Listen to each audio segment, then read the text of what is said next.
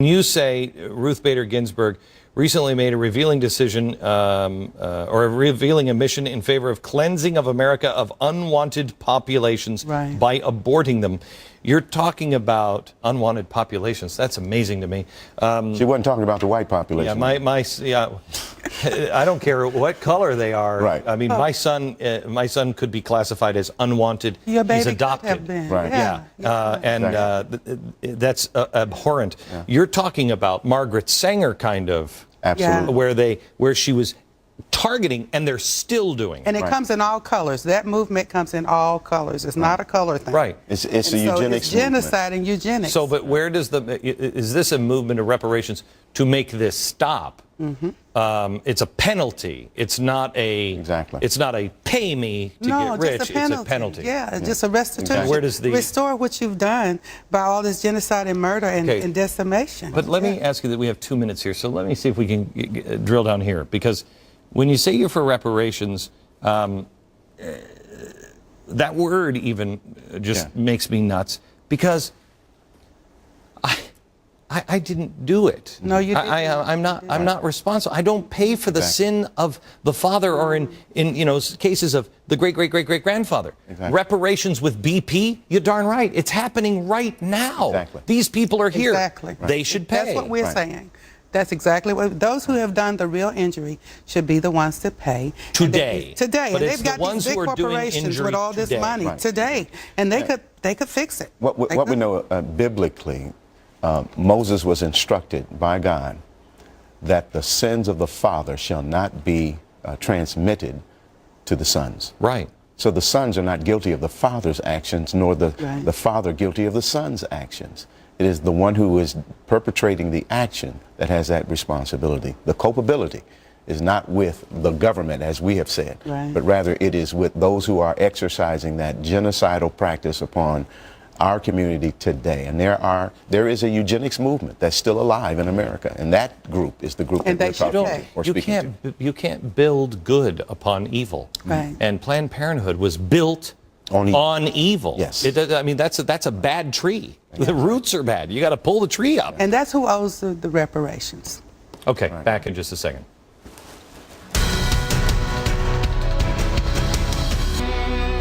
Still with us, Dr. Alveda King, Pastoral Associate for Priest for Life. She is the niece of Dr. Martin Luther King Jr. Stephen Broden is the Senior Pastor at Fair Park Bible Fellowship, running for Congress in Texas. First of all, let me ask you this. Alveda, I don't think we've announced this, because I haven't talked to you personally, face to face on this, about announcing that you were going to stand with me on 8/28. Yes. I stood about, 6 weeks ago at the Lincoln Memorial. I would have never made the decision to do it had I lived in Washington and actually been able to stand there and looked at it. After we announced it, I went down and I stood on the stair where your uncle stood. And I'm going to choke up just talking about it. It is, what went through my mind was, who the hell do you think you are? It is such a historic place to be. People are saying now that I am trying to distort civil rights history. I'm trying to steal his legacy, et cetera, et cetera. Nothing of the kind. I am going to be several stairs down from where he stood. Are you getting heat from people for even being on this program, or you are? Well, Glenn, I've been getting some heat, but I always answer that with the same force, the force of love. And when I bring that force back and I give, for example, when people say, how are you going to go and be on that show? I said, have you looked at Glenn's website? No. I said, go and visit the website. If you see anything on 8/28 that you don't like and you don't agree with, call me back. So they go and do that, and they say, well, really? I said, have you looked at his show yourself? Well, sometimes. I said, so really, now go and read the end of the How I Have a Dream speech. Martin had a dream that Protestants and Catholics and Gentiles and Jews, black men and white men, all people would join together. I said, so how could Glenn be excluded from that opportunity and still be answering what my uncle said? And they always get quiet. I say, my uncle loved Glenn. He loves you. I mean, I say he's in heaven now with God, of course. My father, Reverend A.D. King, and my mom, Naomi, who attended the speech with him. And so people get very quiet. I said, so tell me why Glenn Beck shouldn't do this. Right. Tell me why Martin Luther King would agree that Glenn shouldn't do this. And there's no answer to that, because you should do it. I mean, what better expression of the fulfillment of the dream than to have you take on that responsibility to stand before our nation and declare that the dream is still in motion. It's still in motion. It always will be. It always will be. Man is never perfect. We'll always be making mistakes. But the idea is not to go backwards. You know, Al Sharpton was on this program, and he said, and I don't want to denigrate the man. He's been very reasonable with me. Yeah, and he can be. He said on this program, and I kind of think he said it smugly in a way. He said, "Well, now maybe some of you Tea Party or some of you people might understand what we've been talking about." I grew up in Seattle, the Seattle area. It's a little small farming town. I didn't see oppression. I didn't see it. And I recognize that. I've never been discriminated against. First time I saw real discrimination and real racism is I went into the Deep South maybe 6, 7, 8 years ago. And I was in a conversation and I heard these white people talking. I'm like, what are we all of a sudden in like a 1950s bad movie here? What the hell? What are you? It was bizarre to me. Well, Glenn, can I say this? If you think about it, my uncle Dr. King, when he was a young boy, my father, A.D. King, his sister, they played with white kids in the neighborhood. And they were very close. It took the white parents to say to their children, you can't play with them anymore, they're colored. And then the freedom rides of 1961, remember all that turmoil and fight that they went through, and that's why we're having the pro-life freedom rides now this year, as a matter of fact, next week.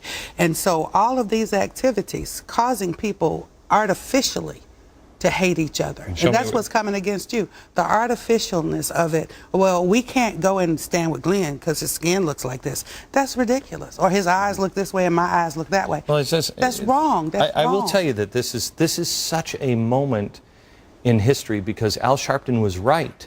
I couldn't relate to it. I still can't relate to it. You know, I say to people all the time, you have not received a baton to the head.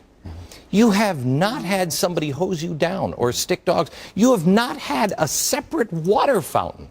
None of us have. But Glenn, look like me, we haven't had it. But you don't have to go through it to understand it. But there is a difference. I understand that. And I have known that it's wrong, and I have tried my best my whole life to stand for what I think is right.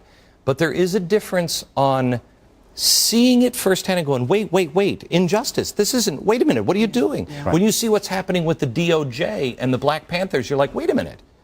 And in a very small way, I think a lot of Americans are seeing for the first time firsthand real injustice. And I go back to what I think Moses heard from God, and I will harden Pharaoh's heart.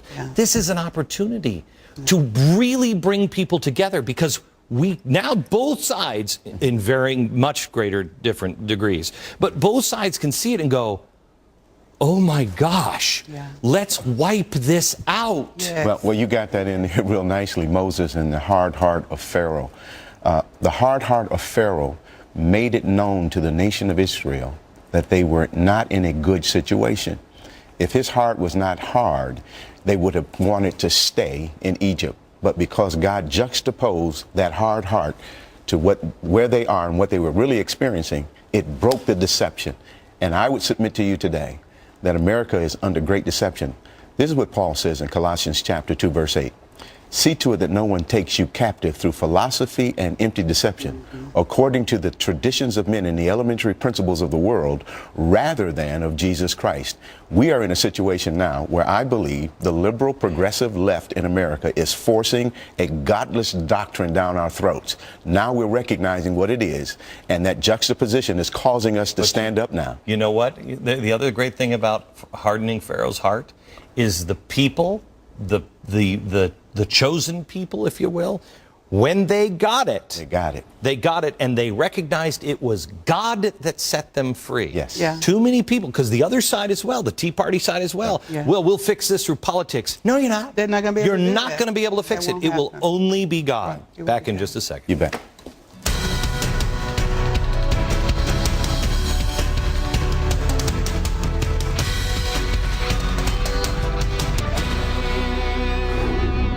We're here with Dr. Alveda King and Pastor Stephen Broden. And I want to, this Friday, I'd like to give people, I'm not usually really good at the hope thing. I want to give people a little bit of hope. We were talking in the break about miracles that are coming. I don't know if you watch this show every night. I don't know if you remember, I don't remember when it was, but I said on this program, and it just kind of spilled out of me, and I said, mark my words, you will see mighty and powerful miracles in your lifetime.